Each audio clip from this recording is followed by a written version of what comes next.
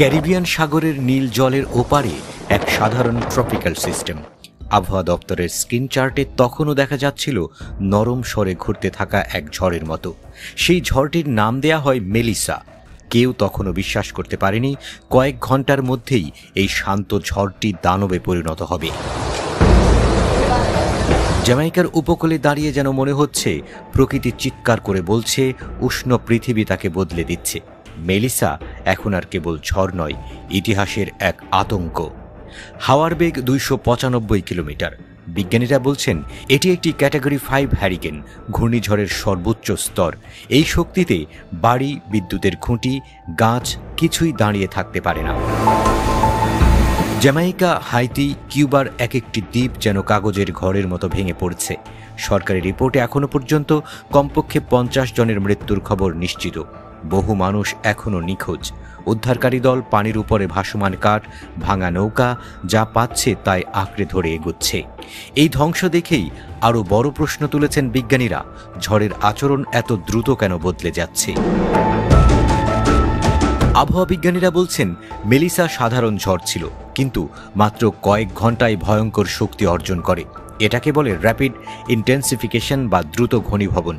তাদের ব্যাখ্যা, সমুদ্রের পানি তখন স্বাভাবিকের চেয়ে বেশি উষ্ণ ছিল, অন্তত 1 ডিগ্রি বেশি। বাতাসে আর্দ্রতাও ছিল প্রচুর।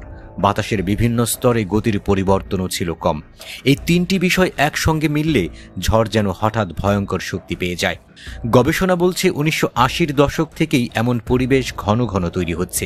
সমুদ্রের উষ্ণায়ন বাড়ছে, আর তার সঙ্গে বাড়ছে এমন দানব ঝড়ের সংখ্যা। বিশেষজ্ঞদের মতে এটা কেবল প্রাকৃতিক স্বাভাবিক ওঠানামা নয়, মানবসৃষ্ট জলবায়ু পরিবর্তনের ফলেই সমুদ্র গরম হচ্ছে, বাতাসে জলীয় বাষ্প বাড়ছে, ফলে ঝড় আরও বেশি শক্তি পাচ্ছে। কিন্তু আশার ব্যাপার হলো, এত শক্তিশালী ঝড় হলেও প্রাণহানি কম হয়েছে। মেলিসা শক্তি পেয়েছিল ঠিকই, কিন্তু এগুতে সময় নিয়েছে। এটিকে বিজ্ঞানীরা বলছেন ঝড়ের গতি ধীর হয়ে যাওয়া। এর ফলে স্থলভাগে পৌঁছানোর আগে পূর্বাভাস দেওয়ার মতো সময় পাওয়া যায়। বিশেষজ্ঞদের ধারণা, জলবায়ু পরিবর্তনের ফলে ঝড় এখন ধীরে এগোয় এবং স্থলভাগে দীর্ঘক্ষণ থাকে, ফলে বৃষ্টিও অনেক বেশি হয়। অন্য কথায়, ঝড়গুলো আরও শক্তিশালী হচ্ছে, ধীরে চলছে, আরও বেশি ক্ষতি করছে।